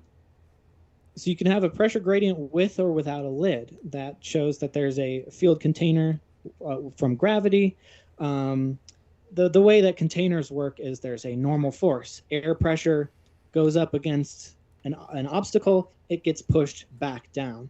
Now, the fact that we can show that gravity pulls things down means that air can be pulled down, which means you don't need anything up here for the downward movement of air, which means gravity can contain air. Go ahead, JM. All right, you done? James, let me get this one real quick. JM, if you're okay with that. Here's NASA straight off. Yeah, it's fine. Here's right off the NASA website. Phases of matter. Okay, says liquid, shape of container. Gas takes the shape of container. Now, you know, Snake, at sea level, gas moves in all directions where gravity is the strongest, right? Mm-hmm. Well, when you get further away from Earth, there is less gravity. So logic concludes the gas would continue to move in all directions into space. Congratulations. Welcome to Flat Earth. That was amazing. It's still being pulled toward the Earth. You're welcome. Okay. Even if it's slightly weaker a couple recap, miles Snake, out. Just to recap, Snake, gas doesn't stick to the Earth at the surface where gravity's the strongest, right? You realize there's different physics for liquid than gas. You right? just said yes. Now you're going to say wrong? So You gas said doesn't gravity- move in all directions at Earth's surface? You said air does not stick to the Earth at sea level? Gas moves in all directions at Earth's surface. We went over this, and you said, yes, it does, right? Correct. And then there's a downward force which moves it downward. There's no downward force. It moves in all directions and moves downward. Is that what you're saying, Snake? Yeah, the biggest vector is down. The biggest vector. But it moves in Unless you got all wind or directions, right, Snake? It's Yes. omnidirectional at Earth's surface where gravity is the strongest, right, Have Snake? you ever added vectors in physics? Okay. Things- wait, you can have James an is up not answering the vector question. Nathan, while let me- there's a He's down not answering the vector. question, James. Yeah, What was the question? Okay, so again, James. JM and Nathan are both responding Hey, at the hold same on, time. hold So on. hold on a JM. second. Okay, so listen, hold on. Don't make me mute you. I don't like doing that, but I'll do it. At this point, I enjoy it. So I do have to actually let each person speak one at a time. Nathan and JMTruth, you are speaking over each other right now, and you're on the same team. So one of you has to decide who's going to defer to the other. James, I was in the middle of speaking, so JM, give me Okay, this so real quick. JM, you got to He wait for said- Nathan to finish. It's your team, Nate. Okay, go ahead, James, Nathan. James, I need a simple answer to the question. JM, you're talking over him I again. need a simple answer to the question. Not a bunch of different talk about vectors. Does gas move in all directions at Earth's surface, Snake? Yes or no? Yes. The reason that Is the gravity the asked you a strongest? question, the reason I asked you a question is because you have this long monologue and then you tack on a question at the end. So I'd like to respond to both. But yes, air No, I does have move no in all long directions. monologues. I need to ask you a simple question. Is gravity the strongest at Earth's surface? No, but above the Earth. No, yes. it's not. It would be stronger Oh, okay, underground, but Okay, I well, understand we're what you're talking saying. about- I understand what you're saying. Okay, so great. So gravity is the strongest at Earth's surface, not at the Kármán line, right? above the Earth, it's stronger below the Earth, but Yes, and exponentially stronger because it's m1 plus m2 divided by d squared. It works on the inverse square law. So not only is it weaker, it's exponentially weaker as you get away from the surface of the Earth, Snake. You would know this if you knew your own science. Now, gravity is the strongest at the I know surface what of that Earth, is. not the Kármán line. Right, Snake? I didn't catch that. Gravity moves in all directions at Earth's surface where it's the strongest. Gravity's stronger here than the Kármán line, right, Snake? Yes.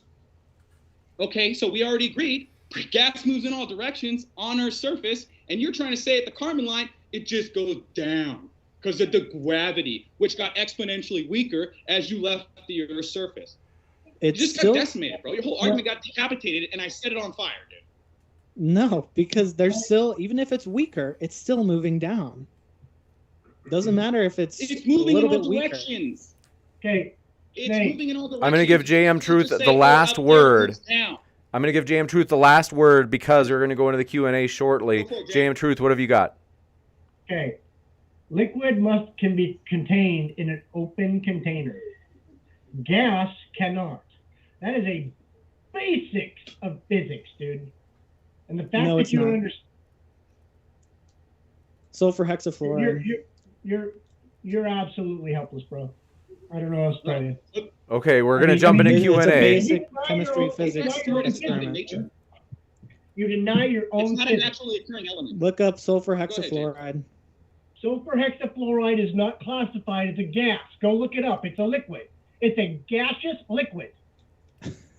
Yeah, We're going to jump right into these It questions. Thank you requires very a much, container. folks. Do want to mention, we are absolutely thrilled, my dear friends. As mentioned, the upcoming conference this January 15th and 16th, this Saturday and Sunday, this weekend in Dallas, Texas. You can get tickets. The link for the tickets and the debate schedule is in the description right now. So we'd love to get to meet you in Dallas, Texas this coming weekend. And with that, we're going to jump into these questions. Thanks so much. This one coming in from Do Appreciate It, Steven. Thanks for your super sticker. And thanks, Grimlock says, please no SpongeBob abuse tonight.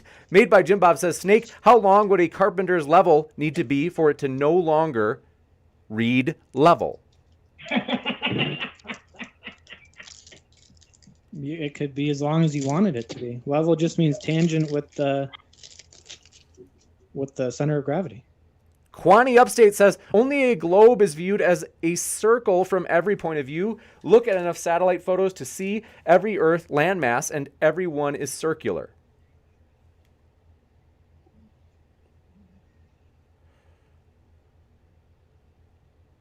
Was there a question in that? I didn't catch Some that. of them are going to be statements during this Q&A. Okay. Very interesting. Thank you. This one coming on from Made by Jim Bob says, Snake, a hole drilled directly through the Earth. I repel to the center and cut the rope. Will I levitate? At this, I mean, assuming you don't get burnt up. This one coming in from You Kwani would- Upstate says, air pressure diminishes to the pressure in space as altitude increases because less and less gas is above you being pulled down by the force of gravity. Maybe Mainstream science says gravity's not a force. These people don't know their own religion. It changed 100 years ago. Next question. That doesn't change the fact that it still moves things downward. Of course, gravity. Before gravity, there was density, by the way, just so you know. Something's still moving things downward. I don't care what you Wait. call it. It's called density. Any object that has more mass I already showed you that doesn't than work. the object below it already is going to move down. Then it should move sideways too. That was proven hundreds and thousands of years ago. This one coming in Jay, from we're done with the snake, bro. We're in the question and answer. These are the people we need to talk to. King044 says, Nathan, you don't want to be a flat earther? Cool. Do T-Jump's ham radio experiment. Your honest man statement is so dishonest, it's crazy. T-Jump doesn't have an observation. He's never made any observations, just like every glober I've ever debated on this channel. They've never done sight distance observations, laser observations, infrared observations, mirror reflection tests, laser thermometer tests, astroarchaeology, astrophotography. They don't do anything. So, next question. King044 says, question for Dunning and Kruger. Please explain how an equatorial mount works on a flat Earth. For Nathan and JMTruth, how does an equatorial mount... No, that's not for us. He called us Dunning and Kruger. That's not me. This one coming up from That's Mr. not me. Monster says, after reading the Bible, it made me an atheist. Wouldn't you come to the same conclusion?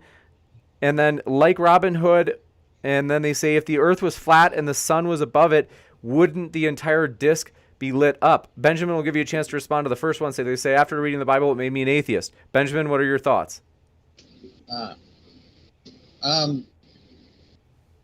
Well, to be honest, we need a whole lot more time to get into that. That could be another debate, discussion topic. I don't have a pithy response. This one coming in from... I got one. Do appreciate it. I got a pithy response. Okay, Nathan, Have fun what have you being got? an enemy of the Creator, stuck in your sin, and having no peace. Cool. Mr. Monster says, if the earth was flat... A real comment. Yeah, You have a habit of talking over virtually everybody, but go ahead, JMTruth. Who's talking over everybody? It seems like every time you talk, it's while someone else is talking, but we'll give you a chance to respond. Well, that's because nobody gives me a chance to respond. And I've got to be like, hey, hello, can I respond? We'll And then give I've you a gotta chance keep to respond talking. again. Go ahead. But Would you like to respond to this question? forever. So, Right? JMTruth, it's almost like you're purposely talking while I'm trying to talk. Okay, Mr. Monster, so they had said, after reading the Bible, it made me an atheist. JMTruth, do you have a response? Light doesn't travel forever, period. Gotcha. And Mr. Monster says, if the earth was flat and the sun was above it, wouldn't the entire disk be lit up? That was my I got an response. answer. Sometimes we do have 24-hour days in the north during summer. So it is entirely lit up sometimes, but because the sun is small and localized, proven by crepuscular rays, all the rays converge to one single point above the clouds. The sun is obviously directly above the clouds. Temperature variations during the day prove this. The fact we have drastic temperature variations for the seasons as it moves closer and farther away. I mean, it is localized. Heat works on an inverse square law. If we were 93 million miles from the sun, the Earth would have an ambient temperature. It would not change drastically between day and night and throughout seasons. Go ahead. This one, King044 says, question for JMTruth. Please give us your expert advice on CGI. What's the best simulation framework in Houdini to render volumetrics? You want your mommy? I bet you do. I want your mommy too. Because this is a clown show. Jam, I just asked you a question. Yeah, you also just accused me of always talking over you, which I haven't done. I've tried to. Okay, so gosh. Okay, so the time I ask you a question, now you don't want to talk. Okay, well, Stupid Horror Energy says Red's Rhetoric has a video which shows the angular size of the sun doesn't change throughout the day. How is that possible if the sun is small and near? Chris Von Matre has one with the solar filter where it does change. Right. So there you go. King044 says, James, go ahead. you've been very forward about wanting reviews and whatnot. So I just wanted to say, I do think Jam has been interrupting to an extent, but I do think there have been some coincidental times. Just from my point of view, I don't think he's been maliciously interrupting, but there has been some of it. I just wanted to put that out there and leave it there. Thanks for that feedback. I appreciate that. This one, Kango44 says, question for JMTruth. Please give us your expert advice on CGI. What's the best simulation framework in Houdini to render volumetrics? Houdini is not, I'm not familiar with the software, so I can't make a comment. You got it in. Something I don't know and haven't experienced. You got it in. This one coming in from Kango44 says, graphics question for JMTruth. When rendering CGI to fake the globe, can you please tell us which rendering algorithm do you think is best? I think Unreal Engine is probably the best software. Gotcha. And this one coming in from, do appreciate your question, Mr. Monster, says, how is the Antarctic circumpolar oceanic current maintained on a flat Earth? How is it even created without the Coriolis effect? Who's that question for?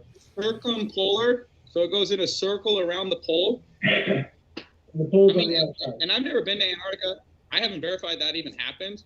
I've seen no data for it ever. But I mean, it could work the same way that the fluid that goes for hurricanes, it spins in opposite directions, north and south of the equator. It could be some sort of electromagnetic wake that also influences the air and the water on Earth.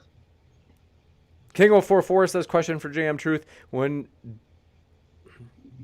When doing your CGI stuff, can you talk about your use of VDP or VDB to model and render the atmospheric effects? No, because I actually have CGI modelers now that do that for me.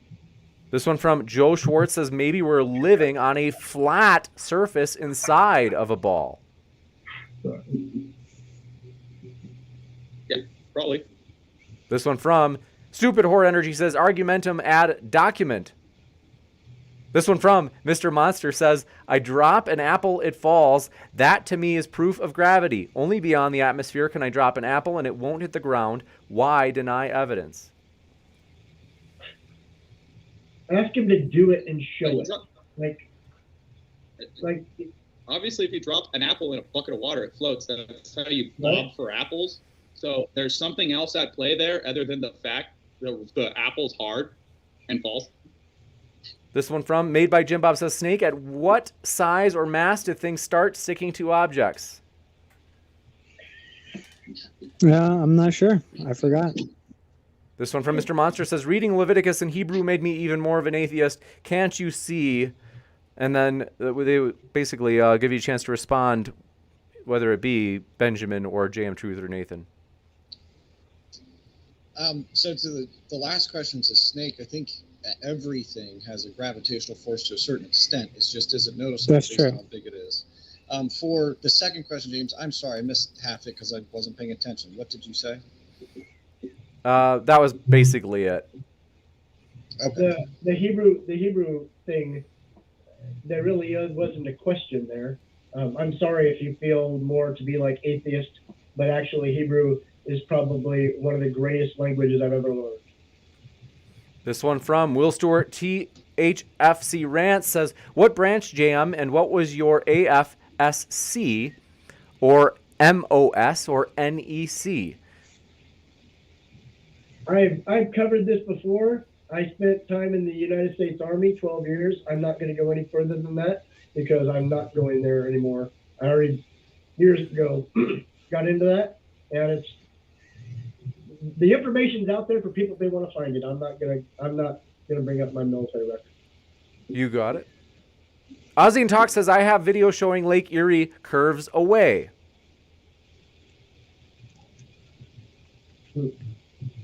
That's a cool story. I've been to Lake Michigan, and there's no curve on Lake Michigan. I've been to Lake Pontchartrain. There's no curve there. I've been to the Pacific Ocean. There's no curve there. You just made an empty claim. You didn't give us any data, any amount Earth dropped, any claim. You just made an empty claim. Cool story, Globehead.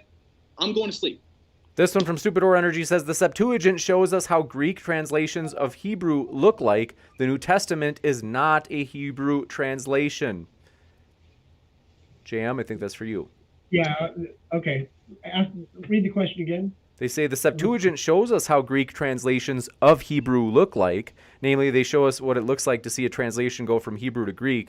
And then she says the New Testament is not a Hebrew translation. New Testament was translated from Hebrew. You're right. The New Testament is not a Hebrew translation, but in Jerusalem, they did find the first Matthew in Hebrew prior to its writing in Greek. So yes, it has been pretty much scientifically proven that it had been translated from something, and it was translated from Hebrew. When I speak of Hebrew, I'm not talking about modern day Hebrew. Modern day Hebrew is actually a twisted form of Hebrew. I'm talking about pictorial Hebrew, which is a completely different thing. I do think the Septuagint is the Greek version of the Old Testament, so I'm not actually sure that works. Like the question was. Yeah, it was. The question was kind of messed up, but yeah. This one coming in from, do appreciate your question. David Villar says, I personally destroyed Nathan in a debate twice, and I officially request a chance for a third beatdown. You chicken, Nathan. I've never heard of that guy. I've never heard of that guy. And that guy wants to debate me again after already debating me twice. I mean, I'm upset I have to debate Snake a second time. I didn't know he was going to be one of the opponents here today. I don't like recycling Globers. I think that's boring, bro. It's like, once you dust your feet once, why are you trying to go for a hat trick? That's just weird, bro. Are you obsessed with me? This one coming in from, do appreciate your question. Area 85 Restoration says, since apparently Nathan is almost a neurosurgeon, ask him what the neurological disease MS is, including a description of the damage it causes. We're here to talk about the flat earth, guys. Who cares? Okay. You got it. This one coming in from, do appreciate your question. David Villar says, Nate is showing different brightness of the sun and lying, calling it different sizes. I'm sorry, Glober, that you couldn't figure out that was a picture of the moon. This one coming in from Kang044 says, Nathan, where did you do... All right. Nathan, where did you do your undergraduate study before medical school? Then after, where did you do your internship and residency? JMTruth said you were almost a neurosurgeon. I said he had the intellect of almost a neurosurgeon, is what I said, actually. This one coming from David Villar says, even with aqueous glare, it doesn't explain why people thousands miles apart will see the sun the same size, 1/3 arc minute at the same time. Happens on a flat earth too. Next question. Yeah. This one coming in from, do appreciate your question. David Villar says, no, Nate, you do not have video of the sun receding into a dot. You misrepresent the video of you zooming out. Yes, it's zooming out. I guess that guy missed the part where I showed the video of the sun. All right, cool. Go. You got it. And thank you very much for this question coming in from Ozzy and Talks. The second law of thermodynamics proves gravity and a globe. Go back to study physics in grade school. I'm assuming he's talking to me. Next question. Because he doesn't even understand the second law of thermodynamics. So. You got it. And thank you very much for your question. This one coming in from Kang044 says, question for JMTruth. Please explain Maxwell's demon to the audience. Next question. Is it, I mean, I think it is just a sincere, like, I don't think they're trolling. We didn't even bring up Maxwell's demon. Yeah, we didn't even talk about it. This Will Stewart says, JM, did you teach physics with a master's degree in graphic design? We don't teach physics in IDT. One coming in from Mark Reed says, JM, if there is a physical container, then why doesn't the air equalize in the atmosphere and become the same pressure, like in your example of a tire? Because there is no density. There is no density table in a tire. The air that we breathe have many different elements in it. Therefore, it does neutralize or equalize into the density table. That's why the air is thinner the higher you go. A tire also has if I could different add elements. to that, a tire is a static closed system, not a dynamic closed system. That's the difference. The Earth is a dynamic closed system. Thank you, Nathan. What is Lots the of turbulent difference? waves on the road. What's the difference between dynamic flows and static flows? And I'm genuinely asking. I do not know that. Static, the air would be isotropic and homogeneous. In a dynamic system, there's energy being introduced, for example, hot sunlight, cold moonlight. That will affect everything. So it's a dynamic system on both models. I'm sorry, Globers don't know their own religion. I'm here to teach it. Roger that. That happens in tires too. Heat is introduced. So is pressure waves. Thanks, Snake. You're so smart. I really appreciate that. Thank you. This one coming in It's from, very do easy to appreciate your disprove question. Nathan. David Villar says, second law is based on all other forces being applied equally. That energy will tend to be dispersed equally. Okay, yes, that's true, except in a dynamic system.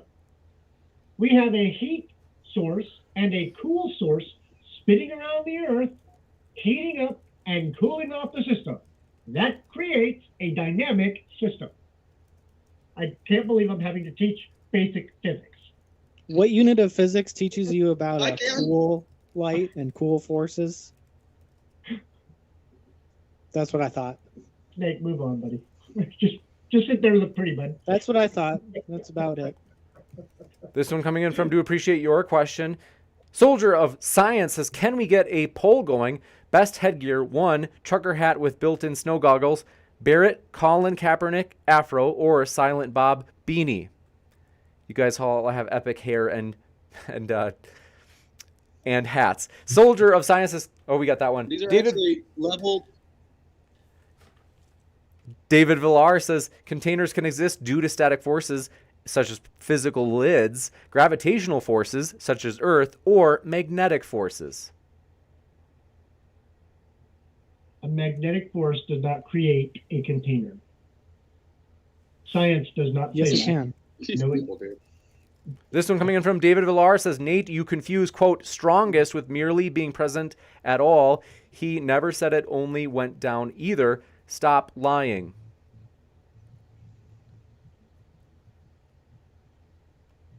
Aye, aye, Captain. This one coming in from, do appreciate it. LB Things, Stuff and More says, JM explains spherical excess in surveying. we didn't talk about surveying. Move on.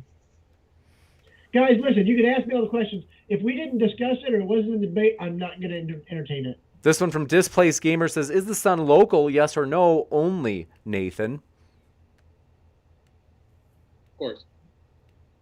This one from Hillside says, Nathan, what is the sun, moon, and stars' role in our reality? What purpose do they serve? Oh, that's a good question, but that could take a whole The other sky is for signs and seasons. So This one from David what Villar purpose they serve. says, it's colder at higher altitudes, Nathan. Yeah, that's because the sun's not hot, the earth is. That'll blow your mind. That's a good one. Hillside says, Benjamin, how can God be all-seeing with this spherical earth? Doesn't a flat or flat circle, such as Isaiah 40:22, make more sense? No, because the God I'm referring to, which is the Christian God, is omnipresent. He's not bound by any physical constraints. This one coming in from, do appreciate your question. Hillside says, oh, got that one. Stupid Whore Energy says, Reds also has a video of parallel anti-crepuscular rays being seen for a while on a plane, showing the sun is big and far.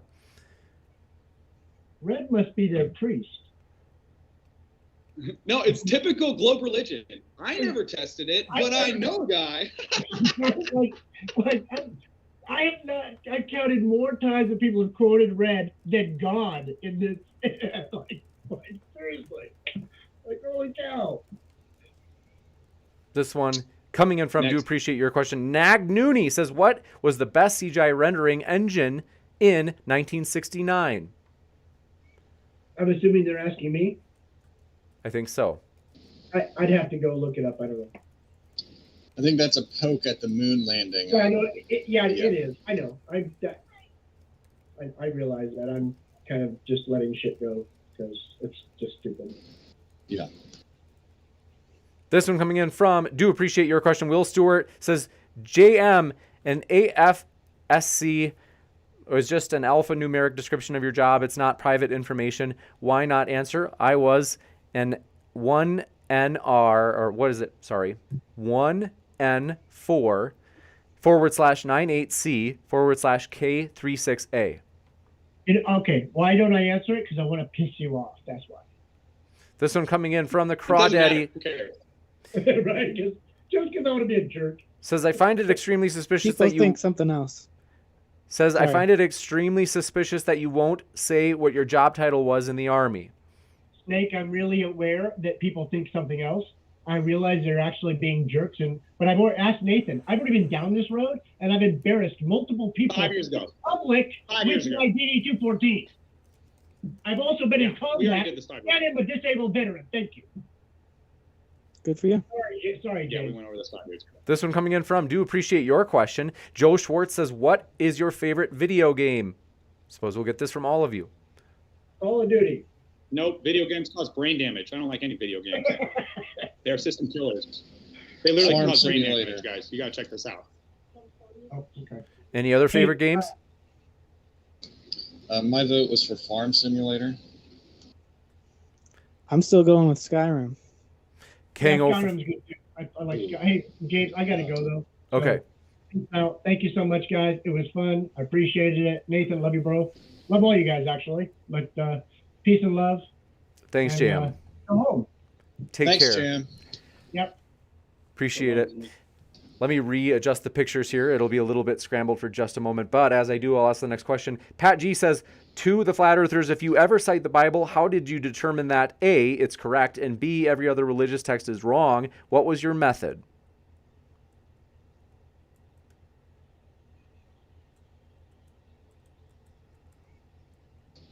You're on mute, Nathan. Sorry, guys. I used to hold my middle finger up to the Creator. I didn't read the Bible to prove the Bible's real. I read it to disprove it. And after 5 years of learning about prophecy and equidistant letter sequencing and numerology and all the freaking stuff that you can verify yourself and other people have also verified about the scriptures, 5 years later, I was reluctantly a Christian. And it was one of the best decisions I ever made. The Creator is greater than we've only seen a sliver. And those are for the people who know Him, not the atheists. I think they live on a spinning ball. They don't know the Creator. That Creator doesn't exist. Benjamin, we'll give you a chance to respond if you'd like. Well, I'm thankful that Nathan has a relationship, but I will say I don't think it has to be that complicated for some who might come a little bit easier. The Spirit can prod in different ways.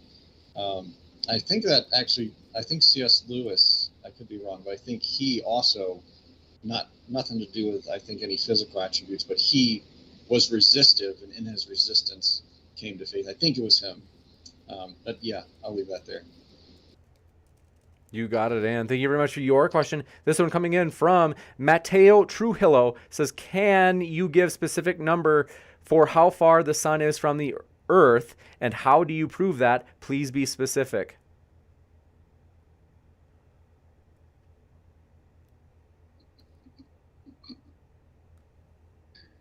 That's Not me. everybody. Not everybody at once. Go ahead. They don't say. Could you repeat the question? And Snake, you're muted. So you say, Matteo says, can you give a specific number for how far the sun is from the earth, and how do you prove that? Please be specific. Well, it's something like 81 million miles. I don't know. That wasn't my point in the debate. I don't care how far the sun is. I just care about gravity. The sun's 93 million miles away on your model, just so you know. And actually, the way they figured that out is by assuming the size of Venus and looking at it, and then assuming the chemical composition of Venus. And then they looked at the sun and compared it to the size of Venus and assumed the chemical composition of the sun. And so it's all based on hypothetical booga nonsense assumptions. So just that's how they did it. So, you know, Snake. Yeah, there's like angular size and stuff like that. I would trust the experts, not Nathan Thompson. So Well, if I Nathan's know, claiming, Snake. You're trust the expert. if Nathan's claiming though he's citing the experts, Nathan, where's the citation for that explanation you just gave? Like what references do you have? That's how they figured out the alleged distance to the sun. I was just letting you know it's 93 million miles, not what Snake said, and then I told you how they figured it out. I don't have a freaking belief system around the distance to the sun. I don't care how far away the sun is. It's allegedly in the Goldilocks zone, which is interesting because I think dome is gold. It's got crazy electromagnetic properties, doesn't age. SpongeBob lives in a pineapple on a sea. The most famous dome in the world is gold. It's got a magnetic permeability. So it says in Scripture the streets are paved with gold, and if heaven's above the earth, then Goldilocks stone. That's what I got for you. Coming in from Sunflower says, JM, are you, well, he's gone, said, are you currently under conservatorship? And then King044 said, follow-up question to JM. They said Maxwell's demon is one of the first things you learn when learning about the second law of thermodynamics. Unfortunately, he's not here to respond, but he is linked in the description, as well as all of the guests. I am going to be back in just a moment with, I think we had a last-minute question. Oh, we actually got that one, so I think we're good. But I'm going to be back with updates on this upcoming conference, folks. I do appreciate all of you hanging out with us, and want to say thanks to our speakers. It has been a wild one tonight, no doubt about it. And so stick around, folks, as I'll have updates about this conference this weekend in Dallas, Texas. We'd love to see you there in person. It's going to be amazing. So want to say one last thank you, though, Nathan, as well as Benjamin and SnakeWasRight, and JMTruth, who is not with us. But want to say thank you all. It's been a true pleasure.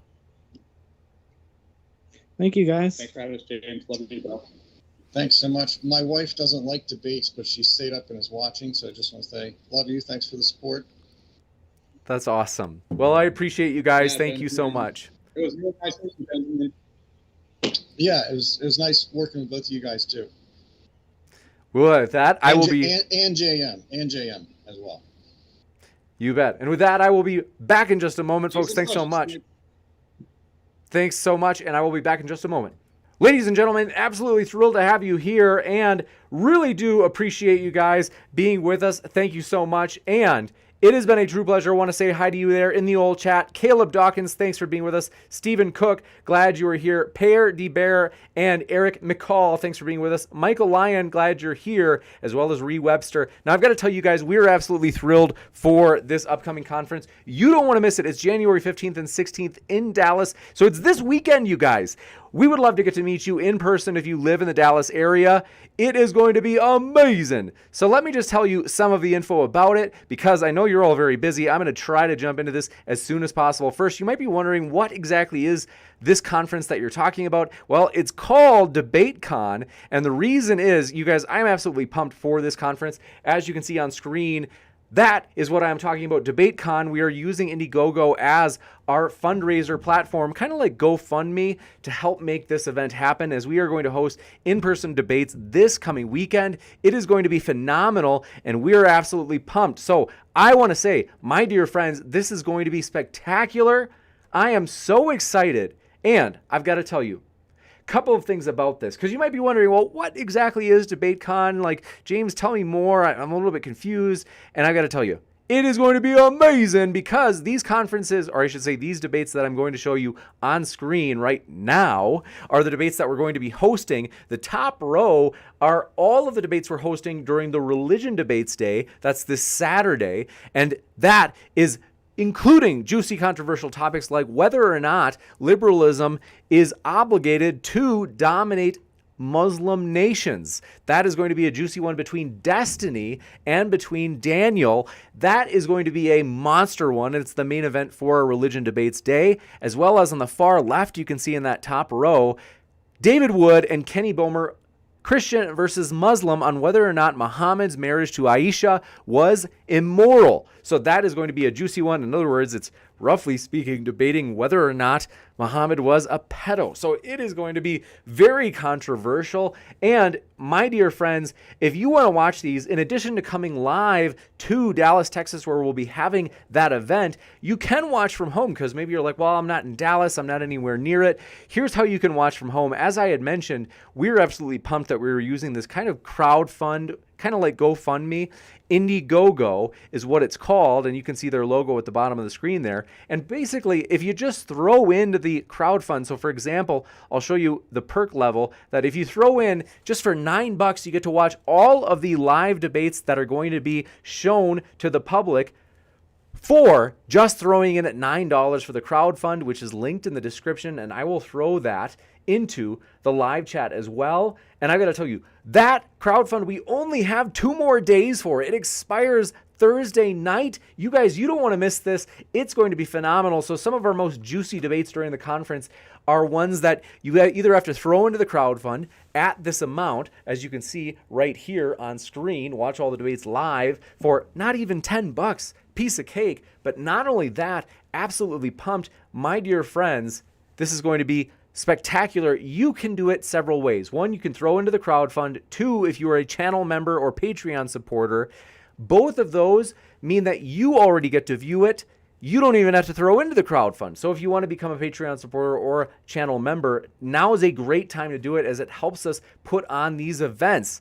It is going to be amazing. So in addition, though, you might be wondering, like, well, I don't know, James, like, is it that easy to like go into this Indiegogo thing and make a donation for this event that you guys are doing in person? It is. Actually, so for example, if you look on screen right now, Indiegogo is on screen, and it shows you just one way that you can do this speedy sign-in. Quick sign-in using your Facebook, for example. Absolutely convenient, super easy, and super quick. And you guys, I am absolutely pumped for it, because we've done this before in the past. We have had successful crowdfunds. You guys, I am absolutely thrilled about this. You guys, it is seriously, it's going to be a blast. Here are some of the ones that we have done in the actual past, because you might be wondering, you're like, what have you done in the past? This is one that we did over the summer. It was fantastic. But not only that, we are absolutely pumped that we did this one about a year ago, and that's on screen right now. I am absolutely pumped. We have had those successful crowdfunds to make those events happen, and we are going to make this huge conference happen as well. So I really do encourage you, join us as we pursue the vision of providing a neutral platform so that everybody can make their case on a level playing field. And so if you look at the screen on the far right, that is the fundraising meter. We have already raised over $2,000, and you might be wondering, James, what do you need that for, though? I don't understand. I mean, do the hotels just let you do this for free? Not exactly. That blue chunk on the far right side of the pie graph there is actually the chunk for the venue cost. So it is kind of pricey. That's something that I've got to tell you. It is something that is like, yeah, it does cost some cash. But nonetheless, we are selling tickets as well as doing this crowdfund to raise funds for this event. And so I am absolutely pumped. You guys, the bottom piece, the orange piece there, is for speaker hotel rooms, as we are hosting the speakers. And not only that, but on the far left side, you see that gray chunk there. That is for the flights for speakers. And this, again, if you were like kind of like, well, I don't know, maybe. I mean, it sounds like it's an all right idea. That meter on the right side there shows we only have 2 more days left. So this crowdfund wraps up on Thursday night. And after that, you won't be able to jump in anymore. And so I do want to encourage you, throw into the crowdfund now, as that's linked in the description. And again, I will throw that into the old live chat as well, so that it's convenient, and help us pursue the vision of providing a neutral platform so that everybody can make their case on a level playing field. We really do appreciate your guys' support. And so I want to say thank you guys for all of your support. I want to say hi to you there in the old live chat. Heat Shield, good to see you. Ree Webster, glad you're here. Fake Globe, glad you were with us. Corey Clark and Nugget Man, thanks for coming by. Dagobah Dave, glad you were with us. And Eureka Akaru, pumped you were with us. Mr. Anderson, glad you were here, as well as Citizen 9 and Proper FPV, glad to see you. Displaced Gamer says, is there a replay or rewind? Oh, yeah. So if you don't see the debates live, we will release them on the channel eventually, but it's not going to be right away, as we really do want to encourage you, watch these live. It's going to be absolutely epic, and they're going to be juicy topics and high quality debaters. Whirl of Bliss, glad you were with us. And Citizen 9, good to see you. Hannah Anderson, thanks for your support. I see you there in the old live chat. And thanks for becoming a member of the channel, Displaced Gamer. Seriously, we really appreciate your support. That means more than you know. And Long Nights YouTube, and good to see you there. Thanks for being a member. We appreciate that. Hannah Anderson, thanks for being a member as well. And thanks for your support of the channel. For real, you guys seriously make this fun for me. I really do appreciate you guys. It is honestly a blast, and I am absolutely pumped to be here with you. So thanks for your support, you guys. It has been a rough day, to be honest. I've got to be honest, it has been a challenging day, and I feel like I haven't been myself lately. I've been a little bit, just like mentally, I just haven't been as sharp as usual, and I don't know what it is, but I do want to say thanks for all of your guys' support. I love you guys. I hope you have a great rest of your night. I got to wrap up because I've just got to take care of some things, but I do want to say thanks for all of your support, you guys, and in those good days and those bad days, we were in it together, and so thank you guys. I do appreciate you guys. You guys mean more than you know, and so for real, I really do hope you guys have a good night. I do want to say, before I do say goodbye, because I just like getting to chat with you, is thanks for being with us.